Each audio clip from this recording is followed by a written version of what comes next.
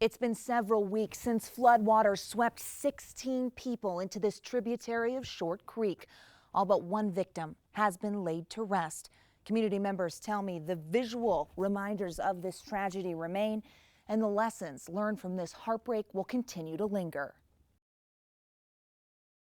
A flood of memories. It's what surfaces when the rains now roll into Hilldale. It could have been us. It could have been my family, and I think of the children. It's just heartbreaking. To a passerby, it's a town of muddy roads, a creek with large sand piles, and a steady stream of visitors to the cemetery. Didn't think something like that would ever happen here. But the lonely sign on the side of the freeway thanking volunteers for their help, or the marquee on the only gas station in town, lets visitors know this is a community still working to pick up the pieces after Utah's deadliest flash flooding disaster. There's children that are scared of the creek now, versus they would literally go out and stand on the bank and watch it go. A flash flood ripped through town, killing 13 people. Mothers and children were swept away, and Maddie Barlow lives on the street that it all happened. It's starting to get better, but I can tell, like, usually when it rains, you see children around a lot more, and there hasn't been a lot of that. Maddie's front lawn was completely washed away and littered with debris. Weeks later, her family is still working to move dirt and clean up. We were very blessed. We're lucky ones that, we didn't lose anything that we couldn't replace. Virginia Black lives just a door down from Maddie. She caught the flood on video and says storms now bring a heightened awareness to her household. There's a lot of fear.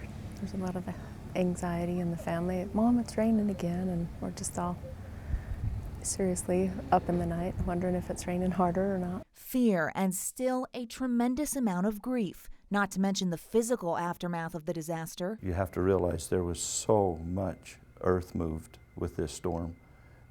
One of the contractors said that it would take them months, if not a year, to move that much dirt as what was moved in a matter of hours. Kevin Barlow is the chief of the Hilldale Fire Department. He's been a volunteer firefighter for 40 years. The department relies solely on volunteers. This event was no small event, even for a large agency. And then a surprise to the typically quiet and secluded polygamous community. Volunteers started pouring in from unlikely places: the county, the state, the National Guard. The gratitude that we feel for friends and neighbors from far and wide, friends that we didn't know were out there. We're so grateful. Hundreds of outsiders who stayed for weeks, cleaning up roads, clearing the washes, and sifting through the mud, sand, and dirt for the last victim, a 6-year-old boy. Tyson Black has still not been found, but even after many of the volunteers packed up and headed home, the Hilldale Fire Department continues to search. This month, cadaver dogs were brought in on the weekends. All of the dirt that's been turned has been very methodically, carefully, even though it's been big equipment. Everyone has been very tender and careful in it. In the middle of the disaster, the fire department fielded 27 other distress calls. And since the tragedy, as the search continues, so do everyday emergencies. Barlow says the amount of dedication demonstrated by his crew does take a toll. The ladies, the men, for 2 solid weeks, really. So it impacts their home life, their work life. And it's not hard to understand why. Searchers tirelessly combed a 12-mile stretch of Short Creek. The disaster quickly became an all-hands-on-deck emergency. Barlow tears up when he thinks about town members who dropped everything. His home had 2 feet of mud in it. But here he was helping us. So that's the kind of spirit that we have in our town. The burial of the victims took place overnight with only specific people invited. The fire chief says the public memorial last month offered some closure, but his hope to bring Tyson Black home burns eternally.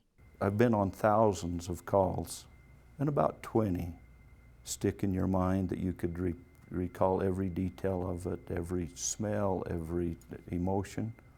Now there's 21.